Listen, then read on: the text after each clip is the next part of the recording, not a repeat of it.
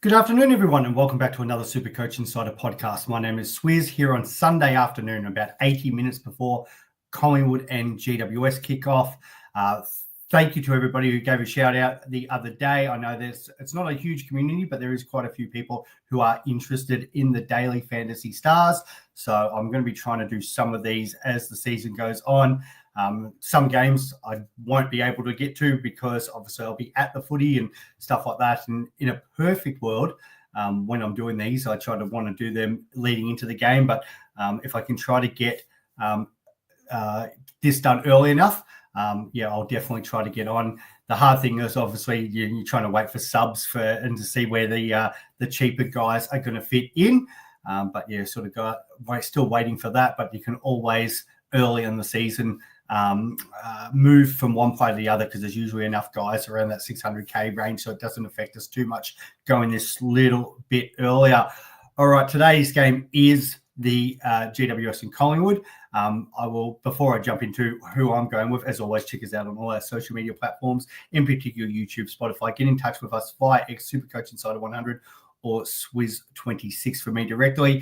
Feel free to hit me up for that. And also the good thing about these lives, if you do have any quick Supercoach questions, I'll try to answer them. Big show coming this week. Can't say too much at the moment, but it'll be Wednesday night, 7 p.m. I'll be doing a massive live Q&A with some special guests. So definitely put that in the calendar as we lead into the Thursday night. We'll have the Thursday night teams kicked in. We also know Camperelli will be making his debut for the Carlton. So have a look at that for your teams. But more importantly, we are here for Draftstars Daily Fantasy. Of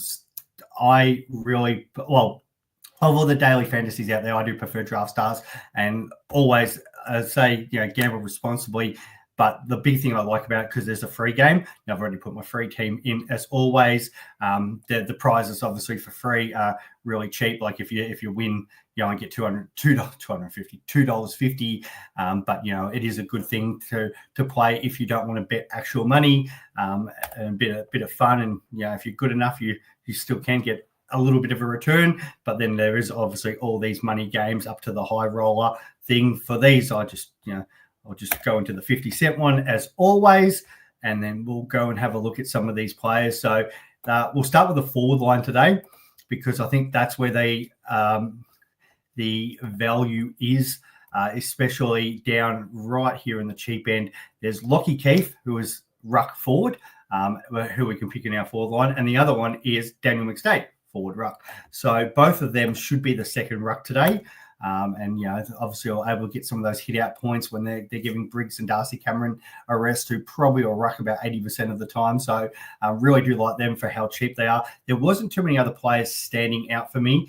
I didn't mind Darcy Jones, but he needs the right matchup, I think, because you can kind of see here he does spike in games. That's just one to keep in the back of your mind when the Giants have an easier opponent, because he actually does go right off the charts. Wouldn't surprise me like a Bobby Hill does quite well against his old team. He's pretty consistent, and he's not in bad price too. And I have had a look at him, but he does have these low games as well. So against sort of the weaker opposition, they're the sort of guys I'd rather target on those sort of days. I think Lockie Schultz might have a decent year.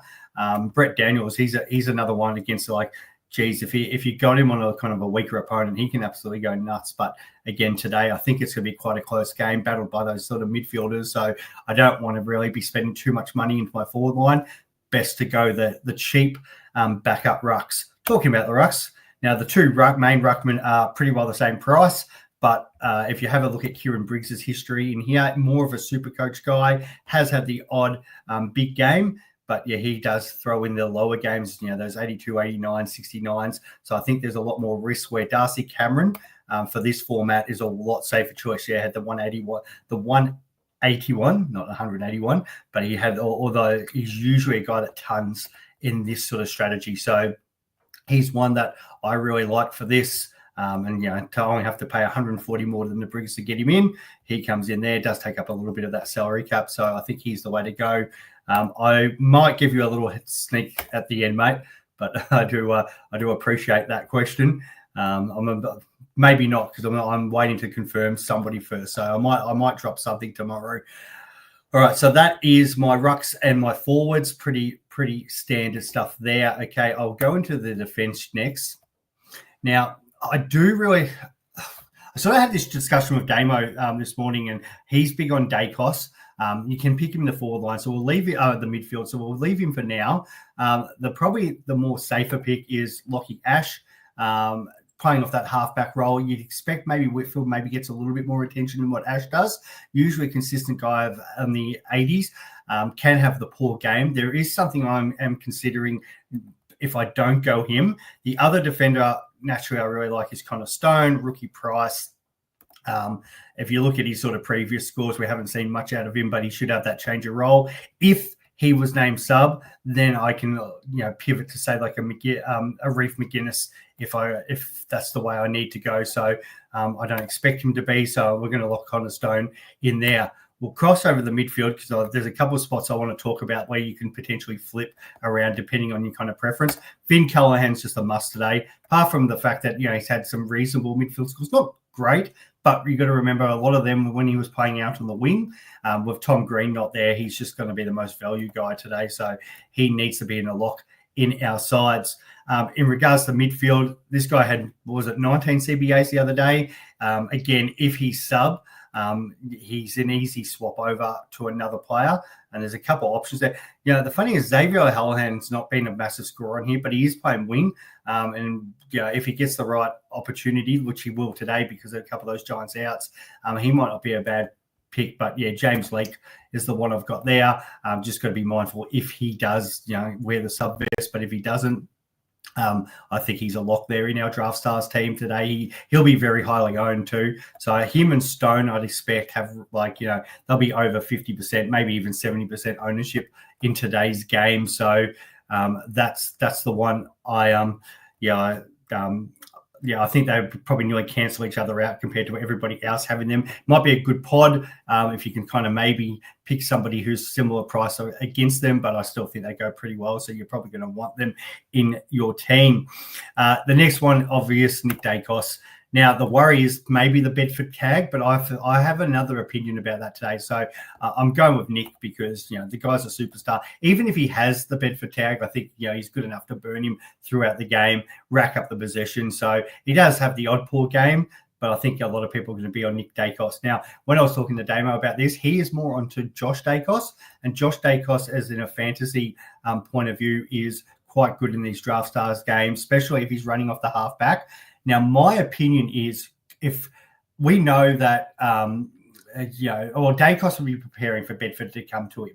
So my thought on this would be Bedford should actually go to Josh Dacos and tag him. Doesn't take up an extra midfield spot. So Josh off the halfback, Bedford can go off the half forward, play that defensive role and tag him. If I'd be then sending Finn Callahan to Dacos and literally be saying to Finn, if Dacos is going to have 35 and kick 2, we want you to try to have 30 and kick 2 the other way and just try to play pretty well unaccountable. And just so at the end of the game, Dacos walks off, but at the same time, kind of nearly means nothing. It's like the old days when Fife and Dangerfield lined up on each other and you get some of those midfield battles. It's this guy's had 40 touches, but his opponent had 35.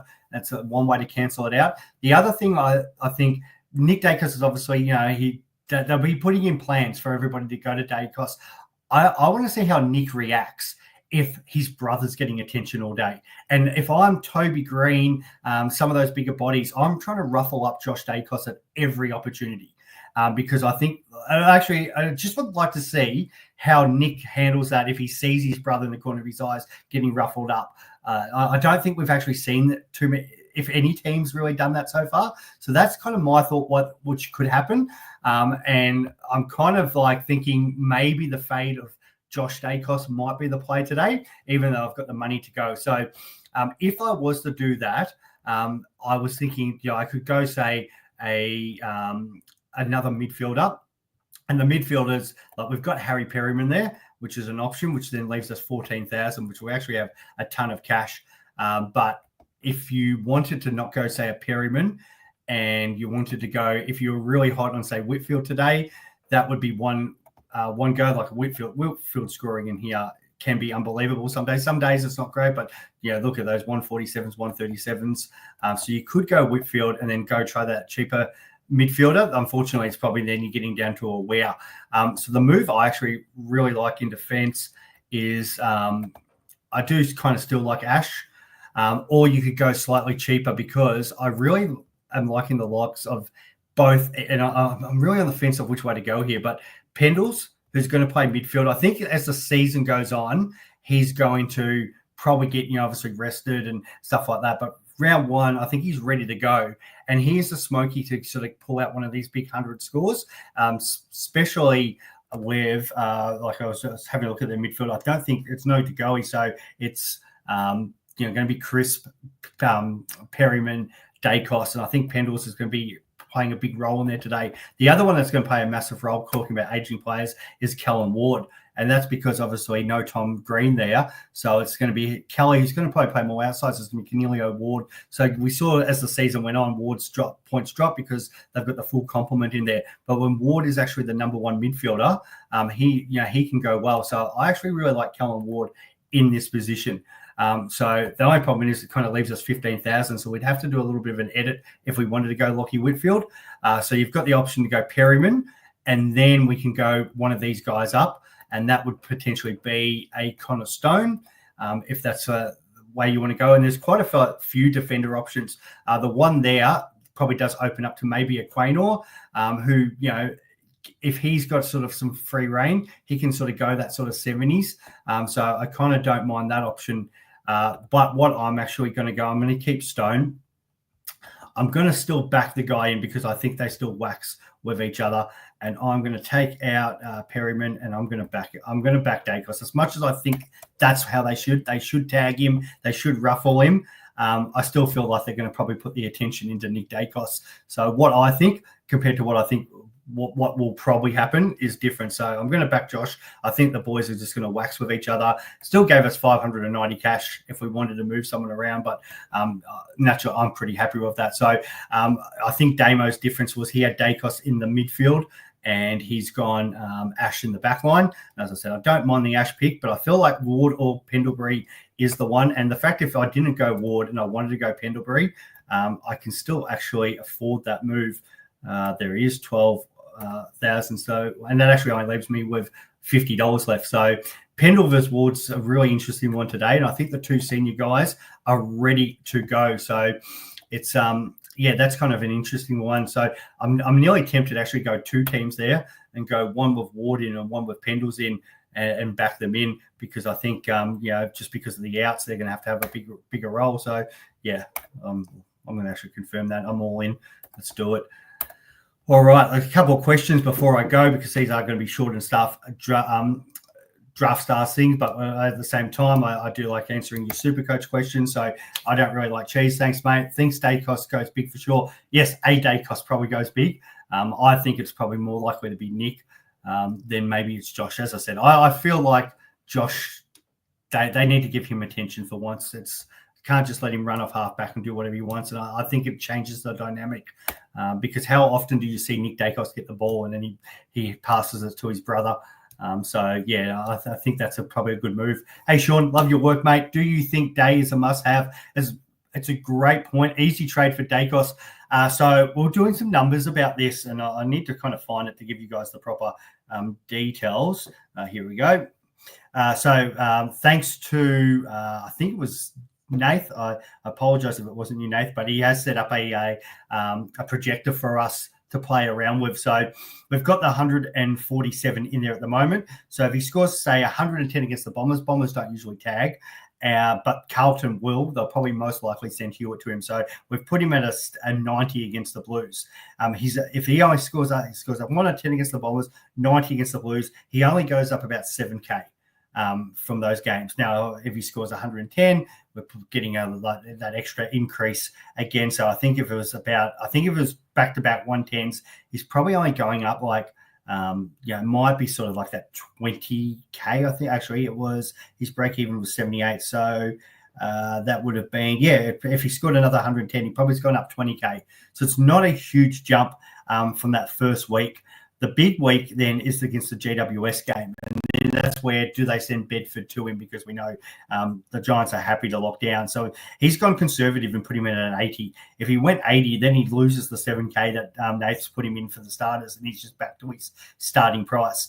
If he goes 110, Now we're sort of looking at he's probably going to hit 530 for the Giants game. Again, I don't think he starts the year 4 tons in a row. I think he gets some attention there. Port Adelaide most likely doesn't get attention, but depending on how stacked that midfield is, if everybody's back for the Giants, he could. But in saying that, William Drew has done jobs before, so could that be maybe? So we've gone conservative with a solid 100. So again, if he went that, he'd probably be around the same price. If he kind of goes 110, then again, he's around. If he starts the year 110s, he's now up to about that 540, 550 region. The big jump is what we had with Geelong, West Coast, Richmond, Melbourne. So we threw in a couple 130, 140, 150 scores because, especially against West Coast and Richmond, he's more likely to get off the chain against them, even the Cats. We saw what he did in that preseason game. So if he was to then go like 110, 130, 140, that's where you can get the spikes. So we kind of had him predicted at about just over 500 after getting through the Giants and Port Adelaide. And then to go 110, 130, 140, and then maybe another 100 to 110 against the Ds, he jumps up to 600,000. So there is a world where you can probably not start day and get him after his bye. If you've got maybe another sort of risky mid-pricer guy that you're like, oh, I don't know how he's going to go off, I'm willing to start him, maybe you're able to do the switch there. And so, but there might be other players that, as Abs was talking to me, there might be other players that become available then. So you've got to kind of have a look at your team and go, who might be available at that time that you might be already using a trade that did, it's always hard to get so many premiums in on any given week. So I don't think he's a bad start.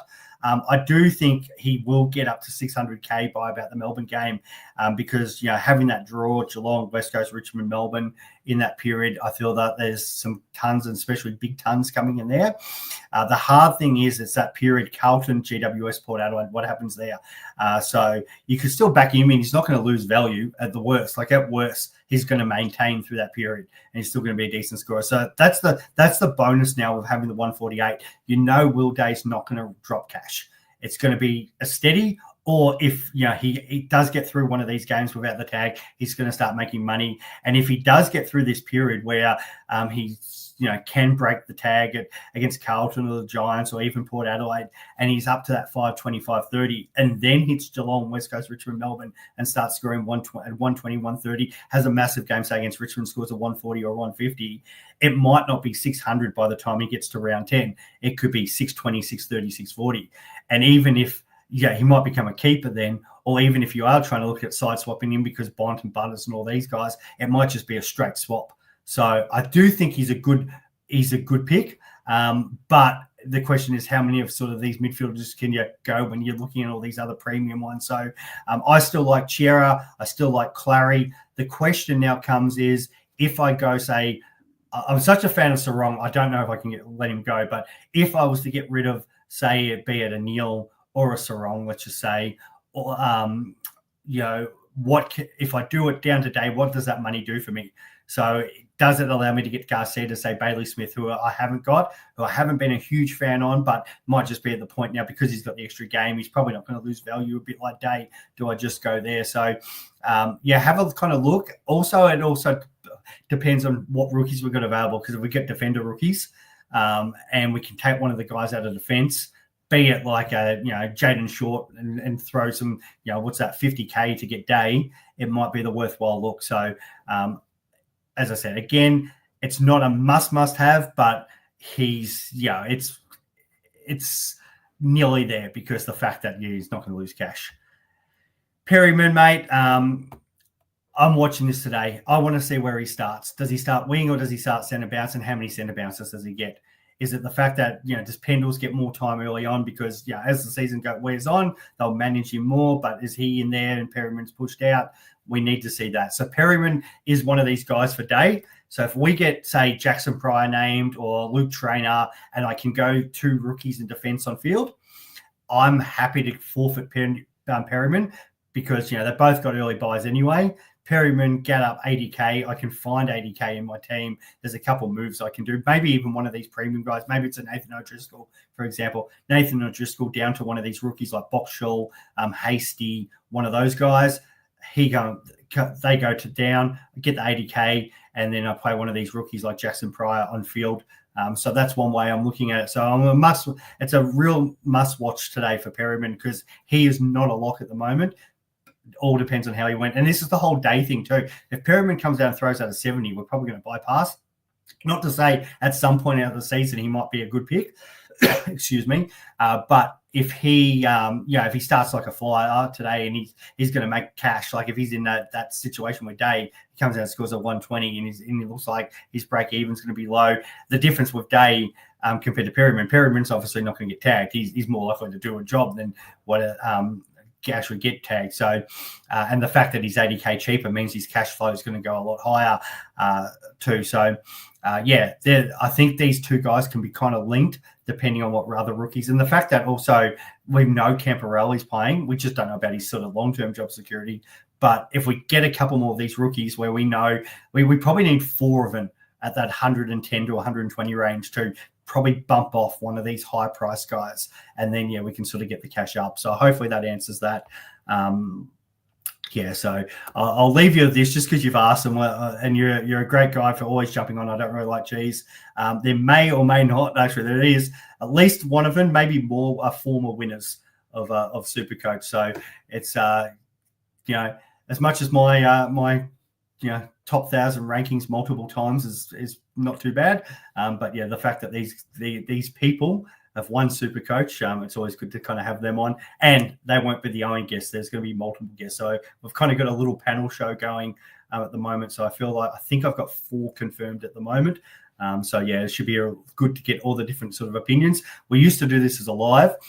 We'll try and actually get it up as a live show, but our Supercoach and Code Sports people kind of cancelled what we wanted to do this year. So we might try to do something actually together where actually a few of us are talking about doing something again this year to try to get you guys, especially the ones who are obviously based in Melbourne. Obviously this is easier a lot of the time online because Australia can access it. So, looking forward to that. Good luck for those people who are entering Draftstars. It should be a good game, and hopefully those who are playing the free game, great. If you win, great, get some money. Those, again, gamble responsibly, who are playing the cash games, hopefully you get a win and start the season on the right note. Thanks for tuning in, guys. I'll be back through the week. Catch ya.